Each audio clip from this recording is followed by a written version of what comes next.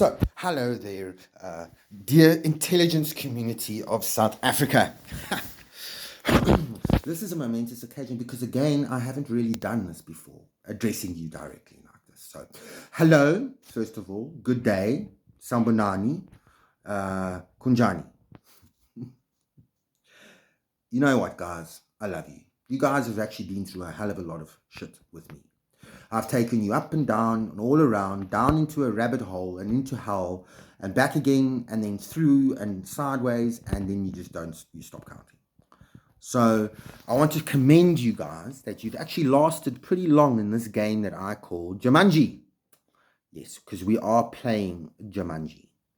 Make no mistake. So what is Jumanji, you may ask yourself? Jumanji is a game that I came up with to escape this world, because I like escapism. That's what I do. I have perfected the art of escapism where one can escape into his own brain and then just die. And if you die, you are reborn as a phoenix and you can support the Bluebills and they'll do well because you give them a mojo that used to be Leon Schuster's or Jack Barrow, something like that. The truth is, dear ones, that when I pulled you out of that rabbit hole, you were no longer the same individuals that you were when you went in. Did you realize that? Probably not, because you don't really think much of it yourselves. So you don't really reflect on who you are, and the rest is history. So, dear intelligence community, again, I put forward to you, how are you doing this wonderful evening? How is life? How are your jobs going? How are you as an individual doing? How are you? I want to extend a hand of gratitude to some of the decisions that were made today, some of the accountability that was shown across the board. I honor the truthfulness of certain individuals and the desire to stand up and fight for what is right. I commend you for that, actually. I really do. Unfortunately, chaps, it's too late. Sorry about that. At this point in the juncture, you have failed the preliminary tests. There is no longer a need for you to do any good. So you can carry on doing what you were before you made all these promises. So, sorry, I was just interrupted. I had to quickly do something. Take my medication, because remember, I'm now forced to take medication. Nice one. Thanks, guys. All right. I owe you one. Right now, we're going through a bit of a tumultuous period, I would say. I do believe that a whole lot of things have become a lot more real in your lives over the last few days. Welcome. Welcome to the New World Order. So, as you are seeing now, I actually have some bang for my buck, after all. That almighty Godfather figure that I do talk about, well, he's obviously real. He's real. Things are now slipped. They have actually slipped into the twilight zone. You are now starting to experience things that there are no real rhyme or reason to. Did you know that? I've just looped your brains. So, with what's going to happen in the near future, you can brace yourselves, because this is the beginning of me desensitizing you. I have to ramp these things up, you see, because time is short now. Again, I do apologize for the abrupt manner in which I debriefed you, but we've reached a point now in this operation where your participation and chance to prove this, that, and that, well, you haven't really stepped up. Okay? You've been monitored, like I said, for the last 3 years, and obviously coming at the 11th hour now and doing certain things is not going to work. Sorry about that. This is not the old South Africa. Okay? If you have that job, it's because you've earned that job. Not because of your skin color, not because you know somebody or you've slept with your brother's, sister's, uncle, aunt, somewhere down the line and their father hooked you up because it was a favor. Sorry. You are going to need to be well educated, well spoken. You are going to need to know English. I don't care what other language you know. Sorry about that. If you want to speak another language, it can be an international language like French or German or something like that, Mandarin. Okay? That is what is required going forward now. So if your English is not impeccable, you better start to polish up on your English. That is one of your biggest priorities. Because so help you God, if you stand in front of a camera and sound like an idiot, I'm going to lose my shit. That is unacceptable. That is not what you portray in front of your entire country and the rest of the world. You do not put an individual that speaks broken English in front of a camera. Ever.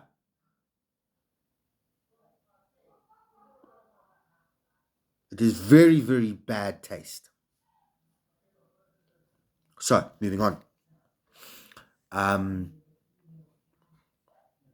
There's going to be a culture shift that hits this country now. See? Because a lot of you are fucking lazy. That is what it is. You are lazy. You've gotten used to shitty work ethics. That's what's happened. Okay? Call it what it is. It's not a black thing. It's not a white thing. It's not an Indian thing. It's not a colored thing. It's not a Chinese thing. It's a human thing. And we have all got that element in us. Okay? Welcome to the new South Africa. We've become used to not having too much accountability now. We can do a lot of stuff and just get away with it. Okay, that's going to need to change. You're going to need to take pride in your work again. Because one of the things that takes a knock is your pride. You don't take pride in your work like you used to. Why should I? Who gives a shit? Nobody's watching. It doesn't really mean anything. Just do a slapdash job, get it done, and fuck off. That's where we're at. That's a very big, general culture thing across the board. Okay? That's why all of our sectors are looking the way they do. Everything is up to crap. Okay? This one's crap, that one's bent, this one, there. Everyone's taking bribes. Everybody's somehow getting kickbacks. If you're in the medical sector, it's called kickbacks. It's not a bribe. You're all hooked on kickbacks. Yeah. Billions every year. The insurance companies are doing it too with scams. We've got running car syndicates. Also, yeah, it's another form of bribery. So all the syndicates, all the different sectors participate in this sort of illicit, underhanded, counterproductive type behavior. You can't run a successful country like that. Okay? That's why Donald Trump was impeached. That's why. Because that destroys a country's image and in turn affects the whole country. Okay? That happens. Deals that are supposed to happen or go down don't happen anymore. Your GDP drops. Investors pull out. The whole standard of living goes down. It's already a shitty standard of living. Right? Make no mistake about it. There's rich and poor. The middle class is almost gone now. It's a fuck up. Our disposable income is gone. A lot of the middle class are now living paycheck to paycheck. But you've got them neatly packaged into certain pay brackets. And psychologically, that can fit the bill. So you've done your work well on how to profile and psychologically segregate and set up human fields, which is really what it is. It's a human energy field. And you have ways of harvesting them every month. Well done. But again, whose idea was this? Why do I find the smell of gunpowder? That's how far back this idea goes. Why? What happened? See, there is no way that this should be allowed to still be the same template. It's outdated. There is no way this template would sustain society today. It's not designed for that. Like, that's logical. Eventually, the T virus would break and it would spill over into your lives and you would be forced to deal with it anyway. As much as you want to slaughter half the race, you can't do that because the energy transfer would be so great that it would destabilize a whole lot more than what you realize.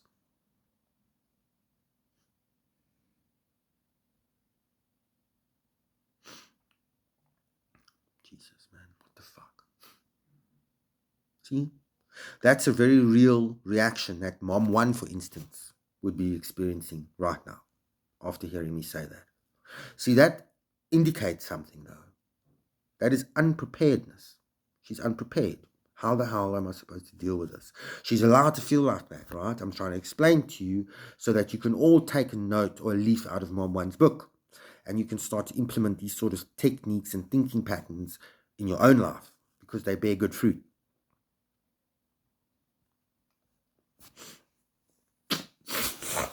So yes, again, what were we really talking about? I forgot what I was going to talk about now.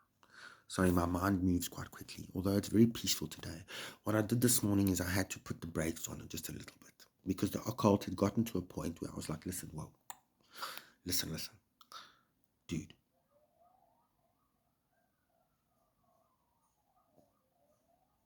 Okay, that is enough. I can't keep this game up with you any longer. You are a reprobate and I am not. Unfortunately, my mother didn't have an abortion and your mother did. So here you sit, wrecked as an individual, one of the best in the world, and here I sit on my perch mocking you because you're a puss. And since this morning, it hasn't really been the same, has it? No, I've actually got my mind back, I've got my peace back, I've got my boner back. I mean, it was even affecting my libido, you know what I mean?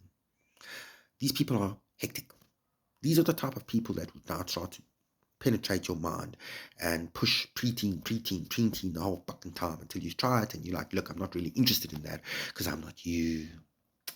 I know you've probably been passed around a coven circle or two, but in my day, we stuck to one, maybe two women at the same time. But Jesus Christ, usually one, because one is more than enough, right? Let's not be greedy now. But then again, you wouldn't have that because you don't have morals and values. You live in a world where morals and values are probably extracted and isolated and numbed and dumbed down, and because you can't really have those and do the job that you do, can you now? No, not really. In fact, the job that you do would probably start to leave scarring and trauma after a while. Yes, it would. You would start to disassociate as a person. Your identity would fracture, and there's a whole bunch of other things that would happen, but I don't really care to explain that to you because you're a bit dumb with it. See, where's the occult now? Because that's Julian saying that. That's me. Hello. So yes, to those that aren't aware, one can definitely do something called remote viewing. Remote viewing is where you can channel your consciousness into another being, for lack of a better word. How they do it is irrelevant. The fact is they get it right. They get a mechanism to put information into your head that you don't want there because they yap and yap and yap and yap. Okay, so they're not some super monk that knows discipline and all of this other shit. It's like they're a rich kid with a chip on their shoulder and the ability to do this. Unfortunately, they don't stop. So you have to overcome that, which I did. See, I lived like this now for 3 years. 3 years. 3 years every day. Every day. You can't even begin to keep up with my mind. I run away with you now and I don't even try. It's in fact one of the things that you get angry with. Sorry about that.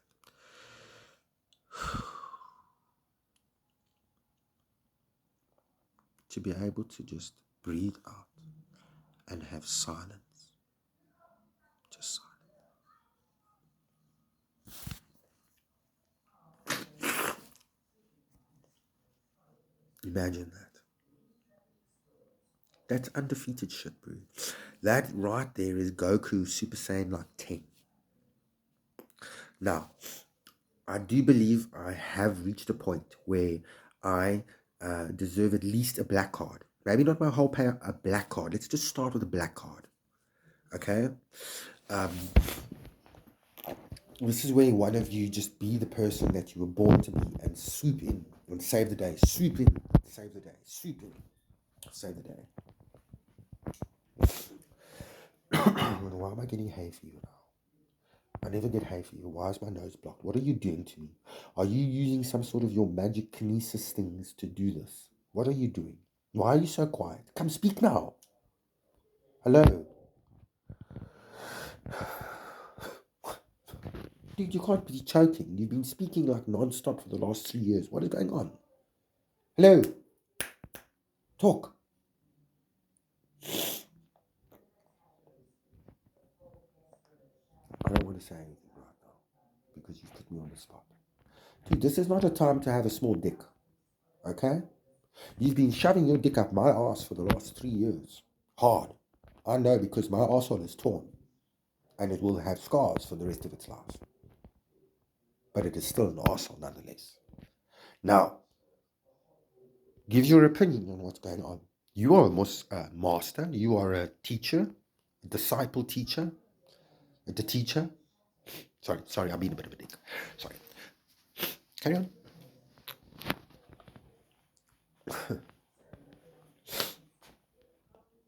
Please let me go.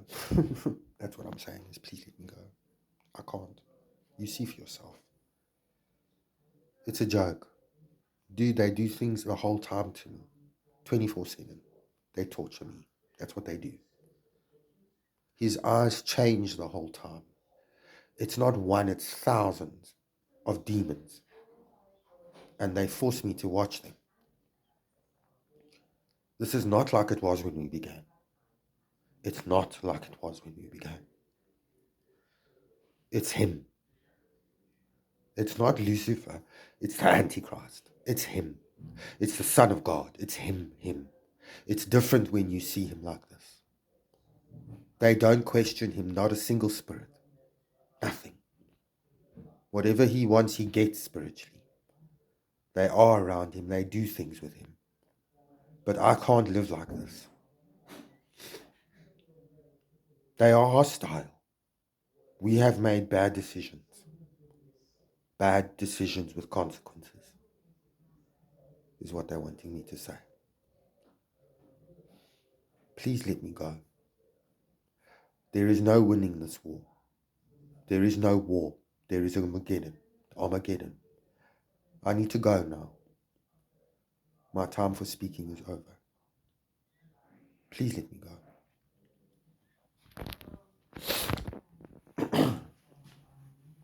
So, pretty cool, right? So, who was that? Now, again, I will say to you, in the occult, this is now Satanism, high-level witchcraft. It would be high-level witchcraft. Okay? Occultic science is what they call it. Like I was pointing out yesterday, though, what it really is you finding a back door into somebody else's mainframe. That's what you do. You unwittingly, because there must be certain interactions that take place, you unwittingly make pacts, you can call them pacts or agreements with certain powers and principalities. Now, again, until we really get into this, you're not going to understand.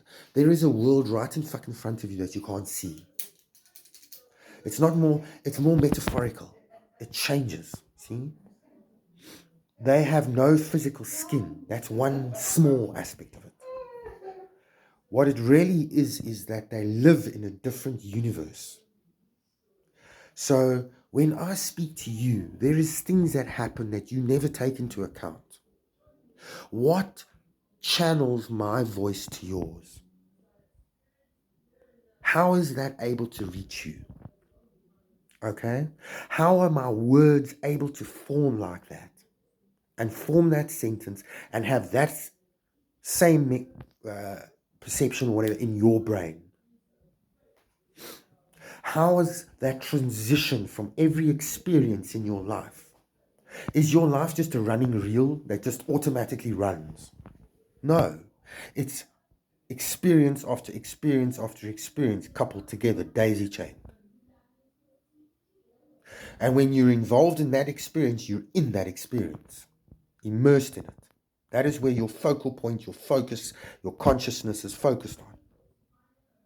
Then you usually compartmentalize it, and you move on to the next experience. So in the morning, you wake up. That is an experience, is waking up. Then what do? You go to the toilet to relieve yourself. That is an experience. You can go further and say waking or getting out of bed, actual motion of getting out of is an experience. That is what your life is made up of, is many of these experiences. Now, there is transitions as your mind adapts and alters itself the whole time as you go through your day.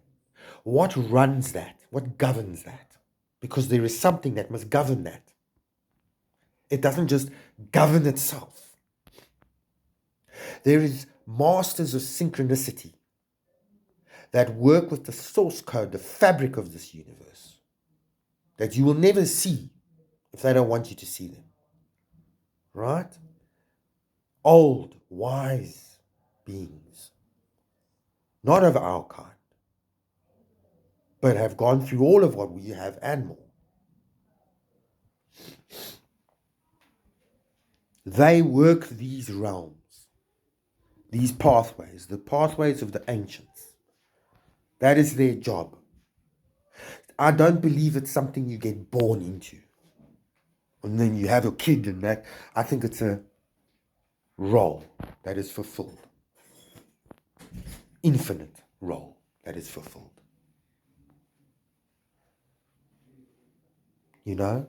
It's not something that comes and goes. It's something that you would be assigned to. That's why these beings stay out of this sort of realm. Because you introduce a completely foreign element here that's not meant for this realm. That is real. That would be my father's employees, his servants, his angels, whatever. They work for my dad.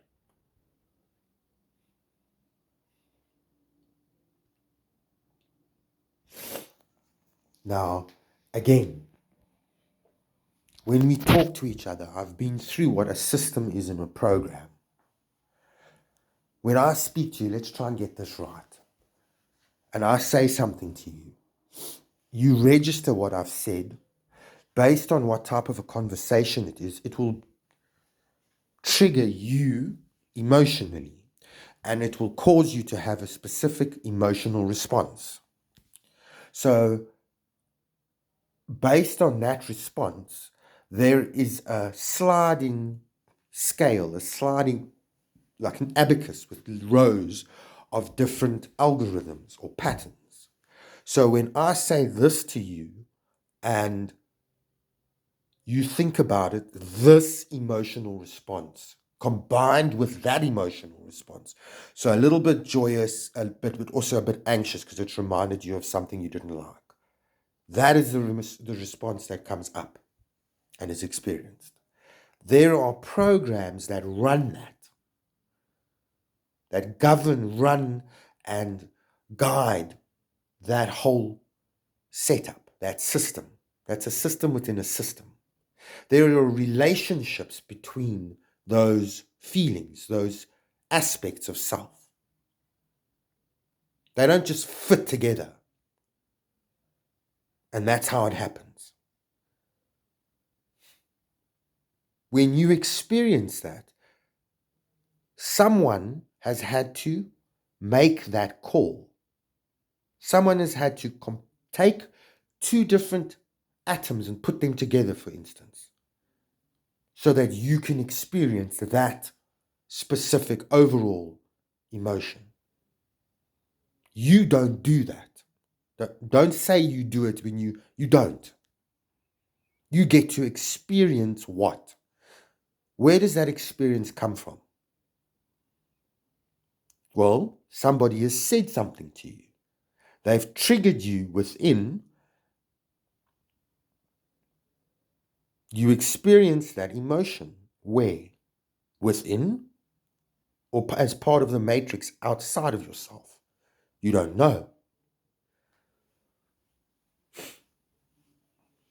What are you experiencing? Let's go there. If you're experiencing joy, what is joy? You have a pre-programmed word that enables you to metaphorically, picture-wise, explain and relate to that word, joy, happiness.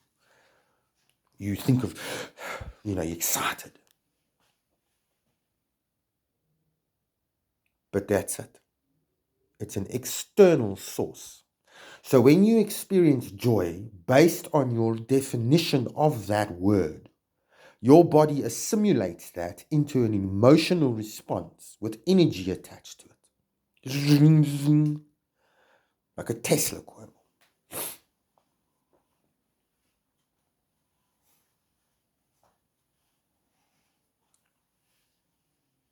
The clearer your picture that you have, maybe, is, the purer the energy, the stronger the energy.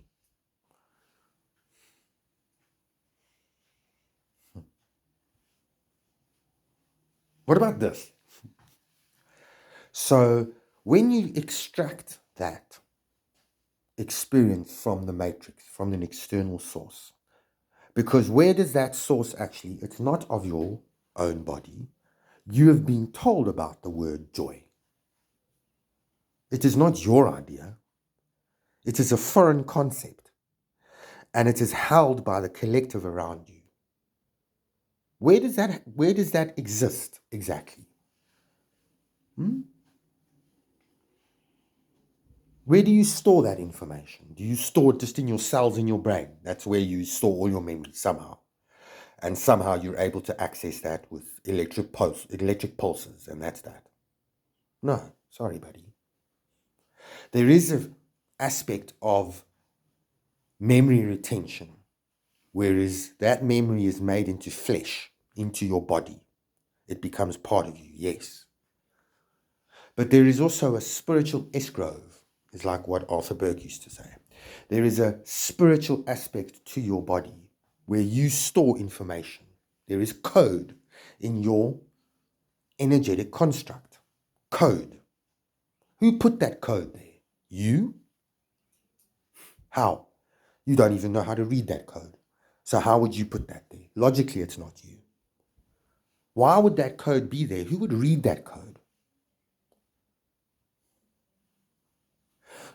The DNA, we still can't really map the DNA properly. But it's there. We know it's there. Why is it there, and for who is it there? Because it's there for a reason. Somebody is using it. Who designed the human body? We don't know.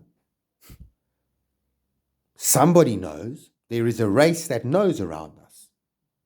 Because it's not that we don't know. We have been not told. But there is a race that knows. Okay? We need to stop thinking like children. Because we assume a lot of things. And that's our downfall.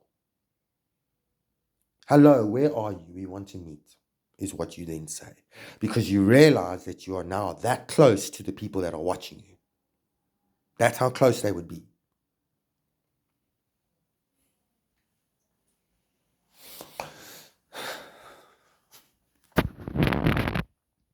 See, it doesn't have to stay stuck as a fuck up.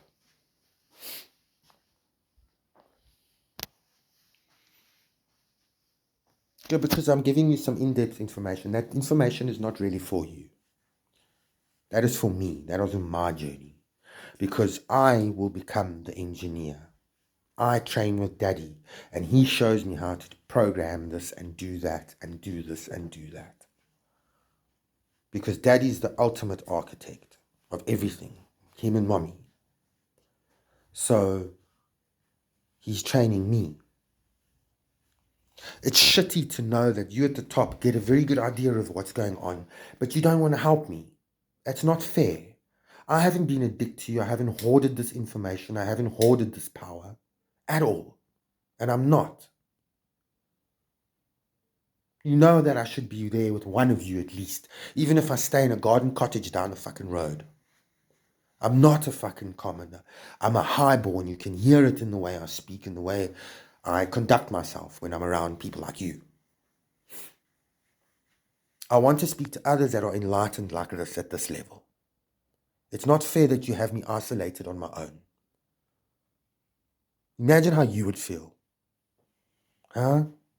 you'd feel really hectically shit. Get over what you've done. Okay? It really isn't as bad as you're making out. What's worse is keeping people from God. If the Father's wanting to move and do things, don't stand in his way. Don't act like you know better and that you this and you that. Give the Father the space to do what he's done 100 times before, flawlessly. The more we give to the Father and Mother, the more they'll transform this world in front of us. You'll get to a point where you'll start to see it transform in front of your eyes day by day. It's not a bullshit fucking thing, God. You should know this. They do know this. Just do what you can. But get me some help, man.